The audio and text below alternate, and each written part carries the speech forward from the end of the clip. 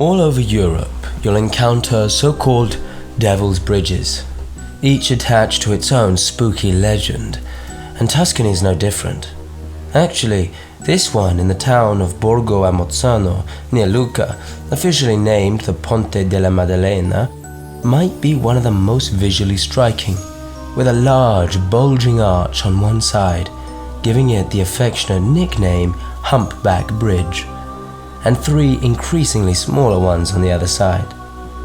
The bridge is slim, its grey stone standing out against the blue-green waters of the Serchio river below it, and the emerald-green trees of the Serchio valley behind it. As the story goes, the man appointed to build the bridge found himself unable to finish the project on time.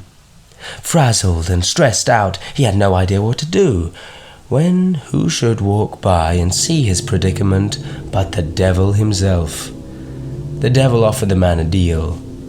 Using all the powers of his shadowy arts, he would complete the bridge overnight, but in exchange, the man would have to allow the devil to take the soul of the first living being who crossed it.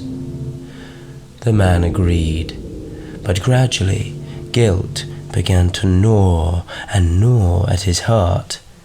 He went to a local priest and confessed what he had done. The priest listened, thought for a moment, and then came up with a plan. Instead of giving the devil the soul of a human, they would send him a pig. In the morning, the pig trotted out, and the devil rose up to claim the soul. However, when he realized that it was a pig, he was furious,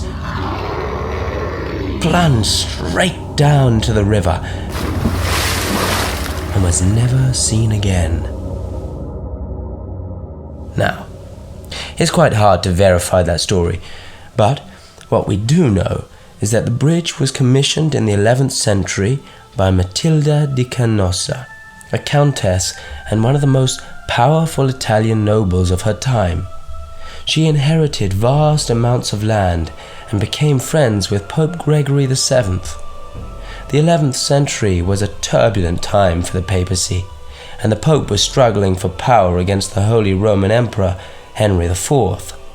Both men claimed the power to appoint bishops and abbots, but it was with Matilda's help that Pope Gregory gained the upper hand. You see, Emperor Henry was journeying to Italy after the Pope had excommunicated him, and afraid that the Emperor would attack, the Pope took refuge at Matilda's home in Canossa.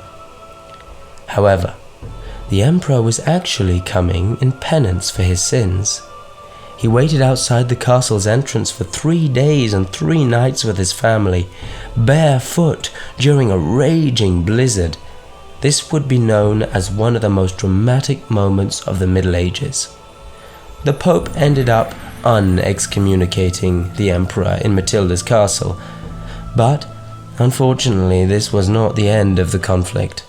The Pope excommunicated the Emperor again, so the Emperor kicked out the Pope and installed a new one. But up to the end of his life, the Emperor found himself continually grasping for authority. Alas, the path to power is never smooth. But for Matilda, both men did a great job of buoying her reputation. Matilda's act of building the bridge at Borgo a Mozzano, though less famous, was also very important, as it allowed pilgrims travelling along the Via Francigena, an ancient route from Canterbury to Rome, to get to the town of Lucca and continue on their journeys. In the 13th century, the bridge was revamped by the Duke of Lucca, and in the 1500s, a small oratory for Mary Magdalene was constructed on its eastern bank, giving the bridge its current name. Today, you hopefully won't find any real devils lingering round, though you may find people dressed up as the devil during the town's famous Halloween festivities, the biggest celebration of Halloween in Italy.